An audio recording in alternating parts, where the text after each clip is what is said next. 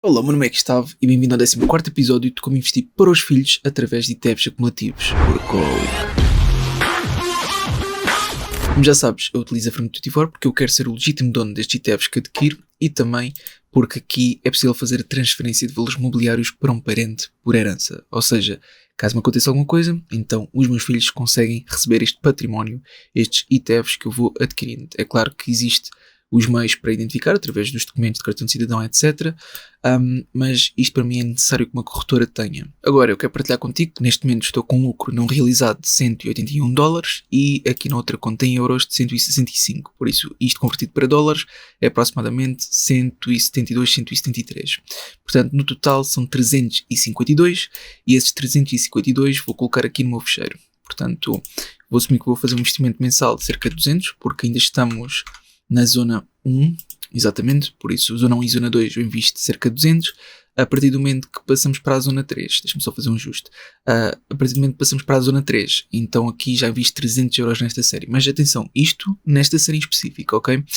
Por isso 200 euros, e agora deixa-me só ir aqui, portanto, vir aqui novamente ao fecheiro. Então o lucro total não realizado que estou a ter neste momento é cerca de 352, isto dá um ritmo anualizado de cerca de 22,04% médio, está bem? Por isso neste momento está acima do meu objetivo mínimo dos 20%, está bem? Por isso aqui no Costfire, ou seja, isto aqui é a calculadora do Costfire, mas eu utilizo para saber se o meu filho quando chegar aos 18 anos consegue ter dinheiro suficiente para fazer face às despesas que irá ter, ou então se quiser tirar tudo de uma vez e pagar seja a faculdade, seja a entrada para um imóvel, seja o que for, então quero ter a certeza que ele irá conseguir. Por isso neste momento tem um ano, aqui a idade quando ele for maior de idade são os 18 anos. Depois o gasto anual que eu assumo que ele tenha será cerca de 10 mil, portanto o que acontece aqui é que se ele eventualmente tiver um gasto anual superior não há problema, estes 10 mil anuais mesmo assim já lhe vão ajudar. Depois neste momento está investido cerca de 3.104, ou seja, estamos no 14º episódio, portanto é normal já tenhamos isto investido a contar também com o lucro, ok? Eu já fiz a conta, ou seja, se formos cá atrás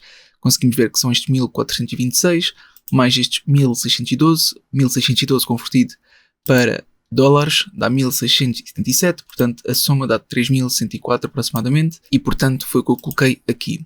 Depois a contribuição mensal é cerca de 200, a taxa de crescimento mínima anualizada para longo prazo, que é aquilo que eu pretendo, não estou a dizer que vou conseguir, mas é aquilo que eu pretendo, são estes 20%. A taxa de inflação que eu coloquei foi os 3%, um pouco mais pessimista porque o target do Banco Central Europeu são os 2%. Depois, a taxa de levantamento de seguro no primeiro ano é de 4,5%. Então, esta calculadora diz-nos que daqui a 11 anos já vai ser possível parar de investir, ou seja, quando tiver cerca de 86.631, porque se eu continuar com esta rentabilidade anualizada média, ok, se realmente conseguir atingir, então basta ele ter 12 anos, ou seja, se já tem é 1 mais 11, basta ter 12 anos que depois aos 18 irá ter aqui cerca de 222.222 dólares. Portanto, isto depois convertido para euros é só fazer uma conta na altura, está bem? Mas de qualquer forma, isto temos ambas as contas, está bem? Por isso conseguimos apanhar tantas valorizações de dólar e euro, ou seja, há aqui um balanço entre estas duas moedas e, portanto, eu acredito que seja a melhor maneira de investir segundo o meu perfil de investidor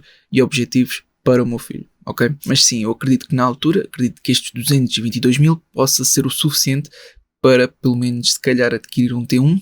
Imaginemos que é em Setúbal ou numa cidade próxima, pelo menos que tenha comboio que permita chegar até à faculdade, mas agora vamos ver as vossas sugestões. Portanto, já foi aqui feito os cálculos do momento que estamos atualmente, ou seja, qual está a ser o desempenho atual do portfólio, e agora eu quero ver os vossos comentários. Portanto, vocês fizeram aqui vários comentários e eu estive a ver todos. Por isso, houve aqui esta sugestão da Next Generation Internet Innovation, portanto, estamos a falar de um ETF que tem um fund size muito pequeno, ok? Por isso não está em todas as corretoras, tem um total expense ratio de 0,30%. Se formos mais abaixo conseguimos ver que a volatilidade no último ano foi de 19%, o que é alto, por isso também está dentro dos ETFs futurísticos ou com um risco de retorno mais elevado, que é aceitável para mim, e conseguimos ver também que é físico, portanto aqui passa em tudo. Agora o que acontece é o seguinte, a sua composição é de 100 empresas, portanto consegues ver que pelo menos estas 10 podes ver que o peso é mais ou menos o mesmo, ok?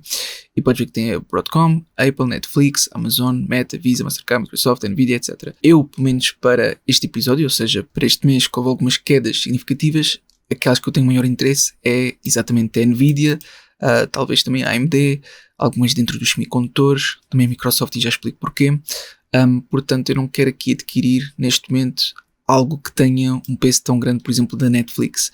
A Netflix acredito que seja uma boa growth stock, no entanto, todas as projeções mais otimistas já estão implícitas no valor da Netflix, ou seja, se tu vires o preço atual, está mesmo muito elevado, muito acima do seu possível valor justo, o que faz sentido, porque ela está a ter resultados muito grandes e ainda pode ter maiores no futuro. Por isso, a forma como eu me sinto relativamente à Netflix é como se tivesse perdido um pouco o barco e agora comprar nestes valores, para mim, acho que é demasiado caro. Pronto, tem uma grande exposição também aos Estados Unidos, aqui uma boa exposição à tecnologia, e podes ver que apenas temos dados para 2024 e 2023, sendo que as rentabilidades não foram más. É claro que gostaríamos de ver aqui dados para 2022, etc., mas tu podes ver que foi apenas criada em 2022, por isso é normal que só tenha dados aqui da rentabilidade em 2023 e 2024, que não foi nada mau. Portanto, eu acho que foi uma boa sugestão, continua a ser um ETF com fund size pequenino, mas mesmo assim eu vou colocar como sinal verde aqui nesta lista das sugestões. Portanto, esta sugestão que tu fizeste está aqui apenas aparece a amarelo o fund size, por isso é o aspecto mais negativo deste ETF. Como eu acredito que tenha sido uma boa sugestão, então eu vou aqui aos ETFs que sugeriram e relativamente a este vou sublinhar a borda. Ok, por isso fica aqui marcado, tal como podes ver aqui. Por isso eu agradeço pela sugestão. Apesar de, tal como podes ver, aparece a amarelo aqui no fund size, ou seja, o aspecto mais negativo desta sugestão. Está bem? Por isso este fecheiro qualquer pessoa tem acesso se estiver pelo menos no plano 2. Passando à próxima sugestão, agora um ETF de cibersegurança com empresas que estão inseridas na Nasdaq. Por isso tem um total expense ratio até elevado, 0.60%, um fund size que até é elevado, portanto aqui já passa.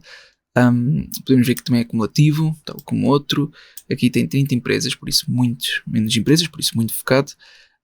Nesta indústria da cibersegurança, tem uma volatilidade elevada de 21.20%, já vimos que era físico, portanto ver aqui qual é a sua composição e conseguimos ver que maioritariamente é Broadcom, Cisco, Infosys, Cloudflare e por aí fora. Ok, maioritariamente é os Estados Unidos e esta tem sido a sua rentabilidade, ou seja, o seu desempenho em 2024, 2023, 2022 e por aí fora.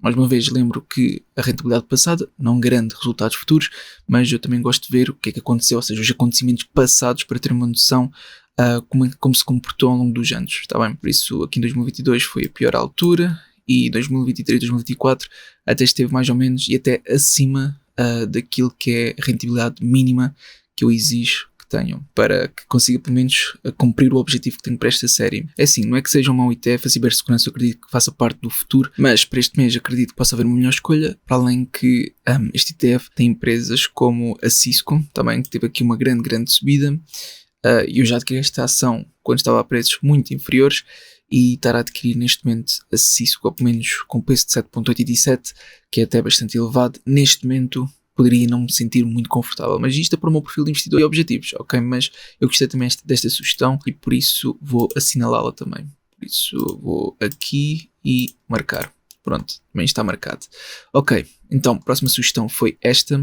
Esta aqui faz parte de uma entidade que eu não conheço, ok? Pelo menos a gestora do fundo, e por isso aqui no fecheiro nem sequer conseguiu apanhar, ou seja, não conseguiu apanhar as informações, tem também um fund size muito pequeno. Se repararmos no total expense ratio também é elevado, tem poucas empresas, tem tido um mau desempenho, a volatilidade até é bastante elevada, é físico. Agora podes ver que estas são as empresas, praticamente focado tudo na China.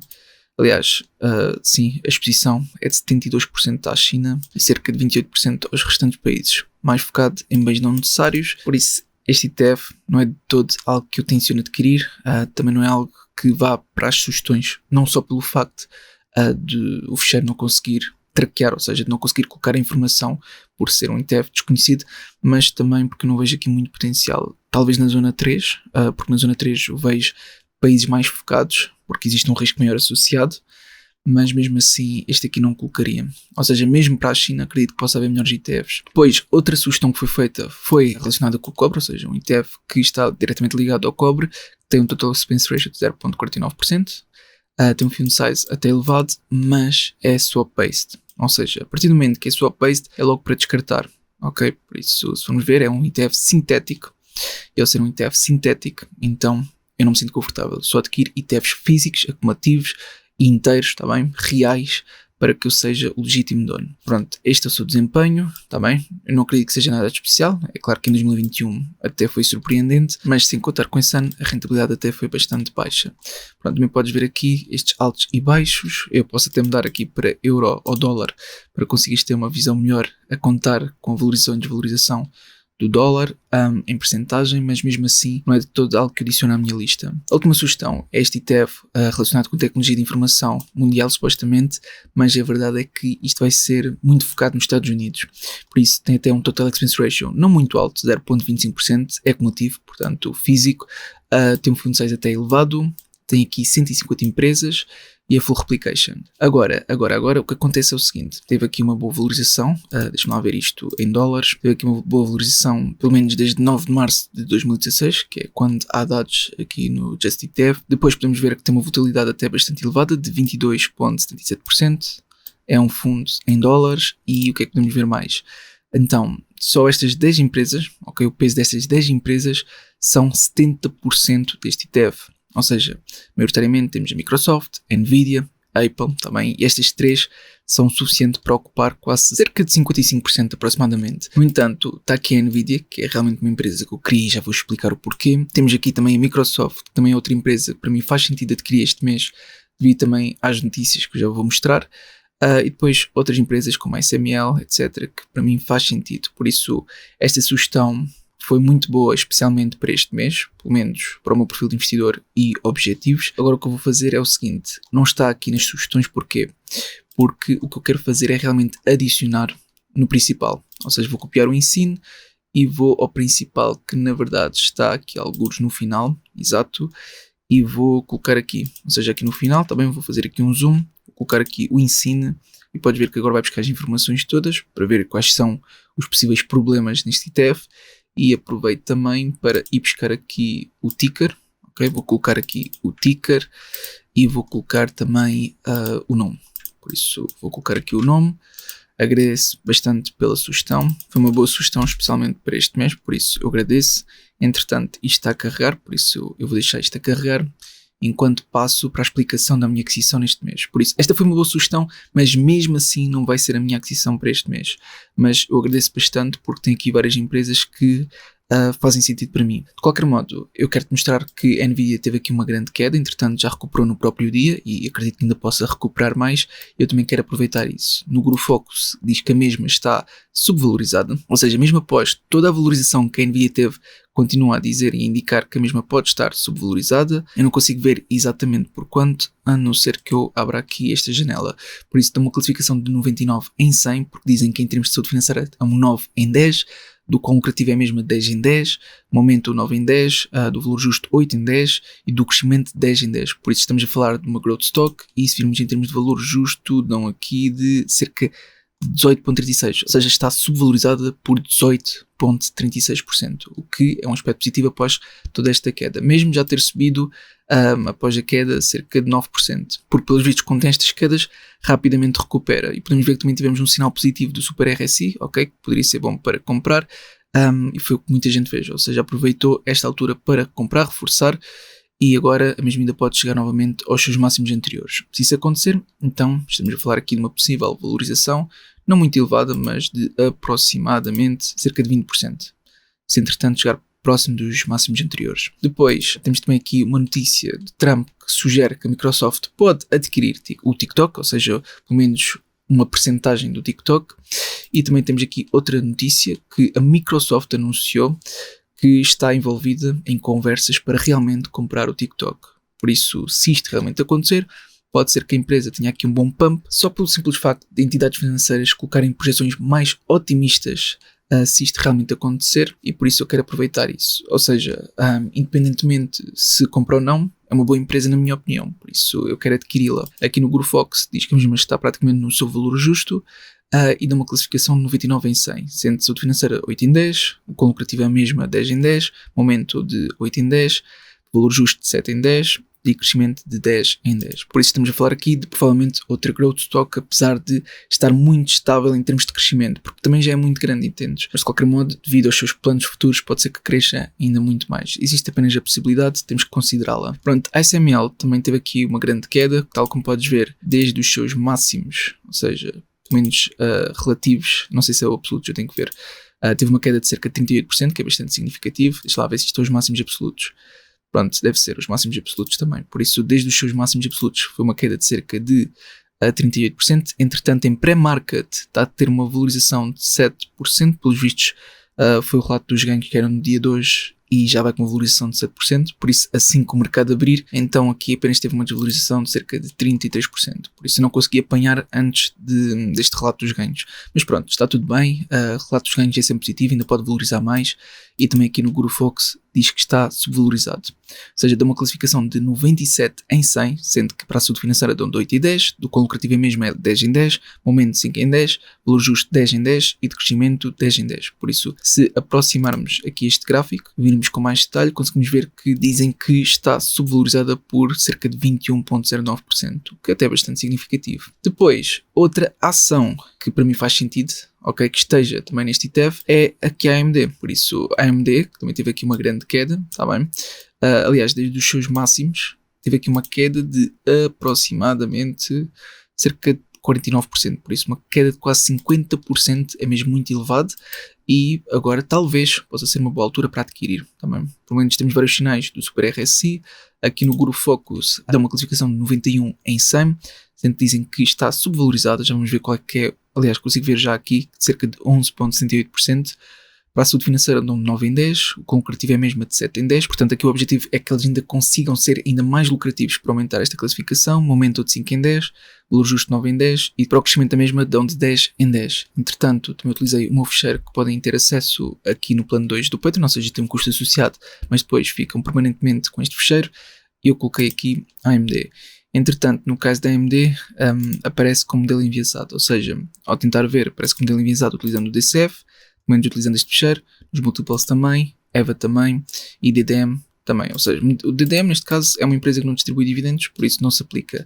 Por isso neste caso o fecheiro não consegue ser útil, mas mesmo assim é útil para muitas outras empresas. Por isso se quiseres ver como funciona realmente este fecheiro, basta ver este vídeo do plano 2 também, que tem aqui tudo explicado. Agora, relativamente à aquisição para este mês, eu primeiro vi este, ok, que é um ETF relacionado com os semicondutores, que já foi adquirido num outro episódio, mas a sua exposição é de apenas, eu digo apenas porque acredito que a minha aquisição pode ser melhor devido à exposição que tem a Nvidia, por isso aqui é apenas de 9,72% e a AMD de 7,45%, que até é elevado.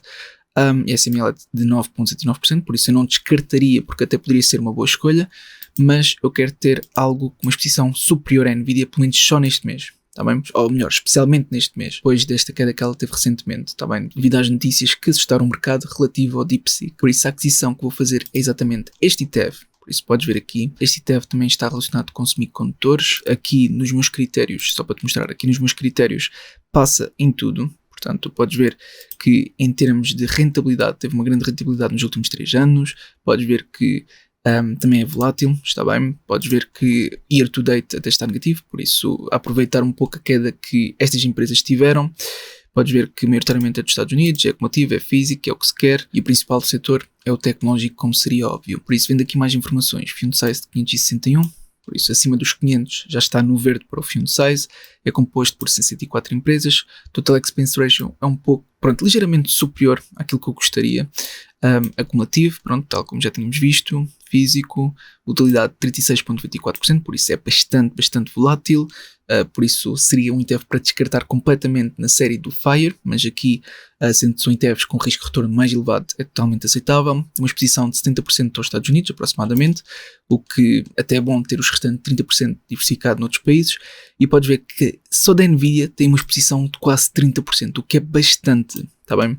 É claro que também tem aqui uma exposição não significativa, mas ainda tem o seu peso na ASML, AMD e por aí fora, o que é algo que me agrada.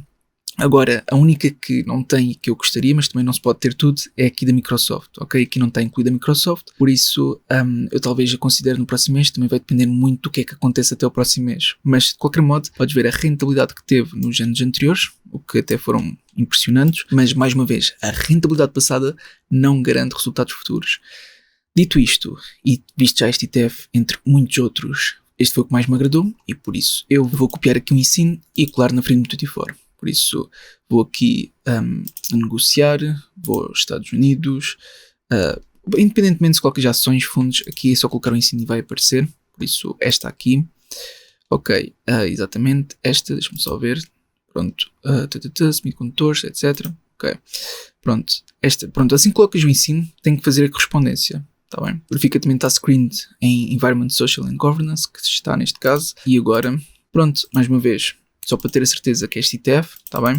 Independentemente se aparece aqui outra entidade gestora do fundo, depois tiro, colo novamente, só para ter a certeza. Pronto, é exatamente esta. Por isso, agora vou fazer aqui a minha aquisição de aproximadamente 200 euros, por isso são 209,43, porque eu quero realmente ser o legítimo dono, portanto tem que ser ETFs inteiros, neste caso 4, e o mais próximo de 200 são estes 209,43. Mais uma vez verifico que estou na conta em euros e que isto é um ETF em euros, ou seja, podes ver que a moeda do instrumento é realmente o euro, só para não me enganares também, porque se eu me enganasse, então o que iria acontecer? Que iria acabar por pedir dinheiro emprestado, neste caso se estivesse na conta em dólares, estava a pedir euros emprestados para fazer a aquisição e depois estava a pagar uma taxa, apesar de ser pequena, que seria desnecessária face àquilo que poderia estar a poupar, está bem? Por isso verifica que quando fazes aquisições em euros estás na conta em euros e quando fazes aquisições em dólares estás na conta em dólares. Pronto, colocar uma ordem de compra vai ser ao valor de mercado, confirmar e está feito. O mercado está aberto, pelo menos na Bolsa Europeia, e já está aqui. Ok, então, transações, deixa-me só ver aqui o gasto que foi, por isso gastei 209,40 cêntimos, por isso eu vou aqui ao ficheiro que está algures por aqui, deixa-me lá ver onde é que eu deixei o ficheiro, está aqui. Então, antes de ser 200, é 209,40 cêntimos. Já está, só quis atualizar isto num instante e está a aquisição feita. Por isso eu realmente espero que este vídeo tenha sido útil. Se foi, não te esqueças de colocar um gosto para apoiar e até uma próxima.